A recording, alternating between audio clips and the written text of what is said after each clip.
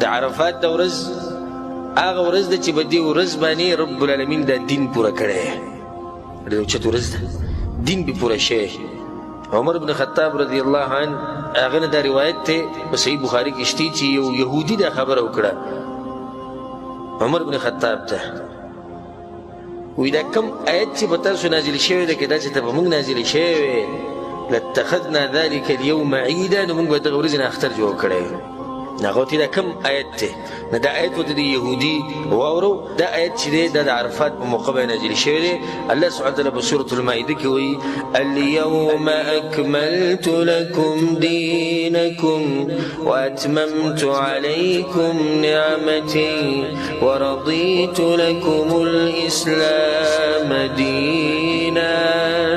الله وی نن ما په تاسو باندې د خپل نعمت پوره کو دین مې پوره کو او زه په دې راضي یم چې اسلام ستاسو دین دا عظیم آیت او دا اوچت آیت دا به کوم ځای کې نازل شوی دی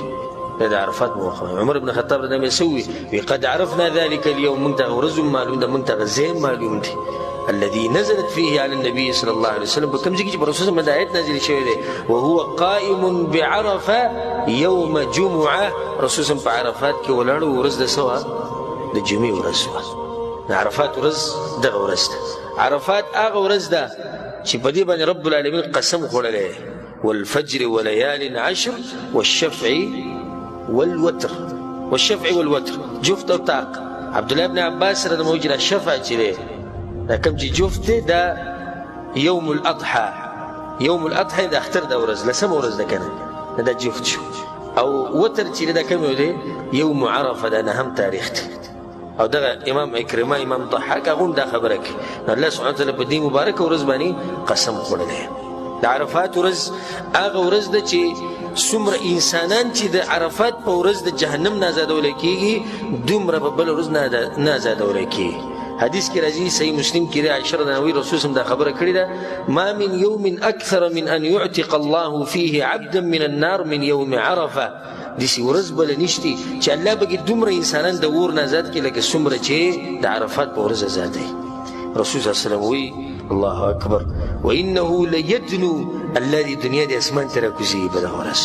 د عرفات په ورځ په دې اخرني ټیم کې الله سبحانه وتعالی د عرفات ولا تر نږدې شي ثم يباهي بهم الملائکه بیا د ملائکو مخکې د هغوی تذکره کوي فیقول ما اراد هؤلاء اچې دوی څه غواړي راغلي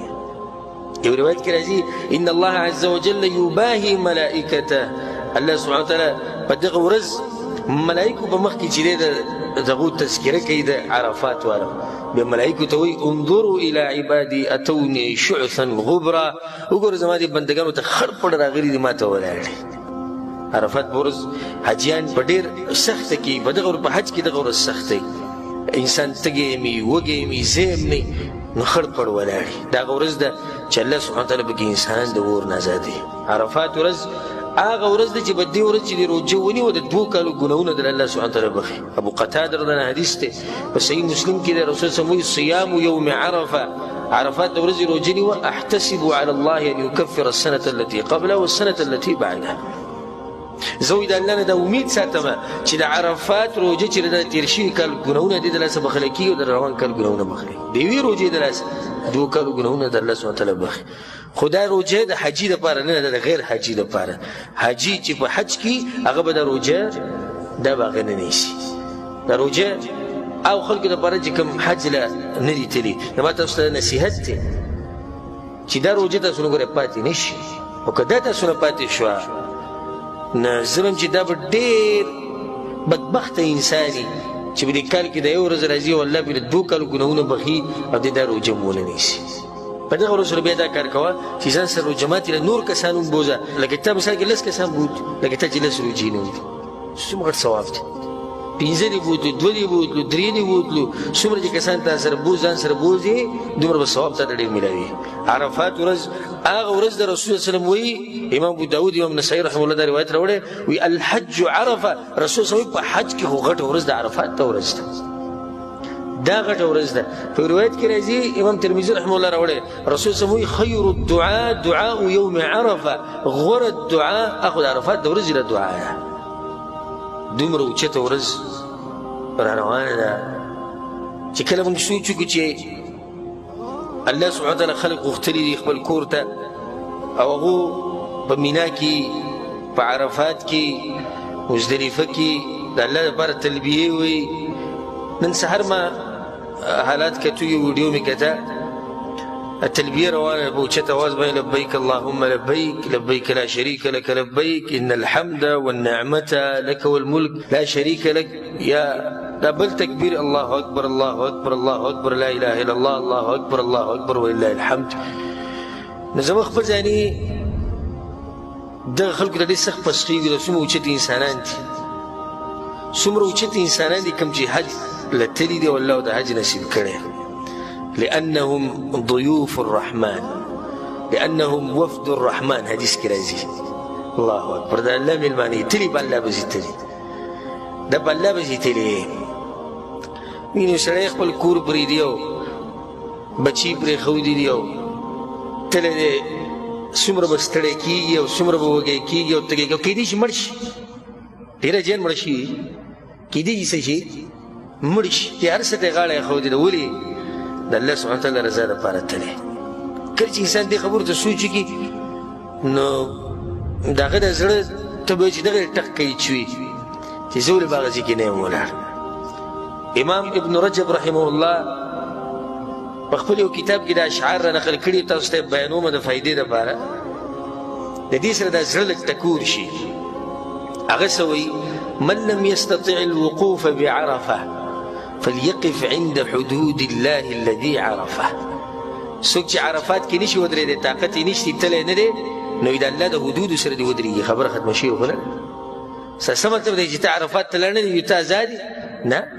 عرفات ولا هلته لګیا دي بندګي کوي نو ته دلته الله بندګي کوه. من لم يستطع الوقوف بعرفه فليقف عند حدود الله الذي عرفه. دي حدود سره ودرې بیا وایي ومن لم يستطع المبيت بمزدلفه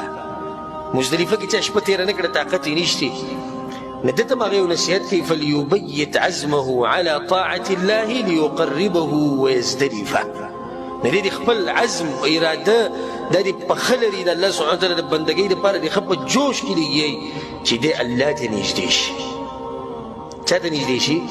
الله ته نږدې شي. ومن لم يقدر على نحر هديه بمنى او د چا چې طاقت نشته چې خپل څاروی حلال کړي به کوم ځای کې په مینا کې فليذبح هواه هنا ليبلغ به المنى. نو دې د خپل خواهشات حلال کړي دلته که نه څاروی ته نشي حلالولی که نه مینا کې نسي چلو که خواهشات حلال که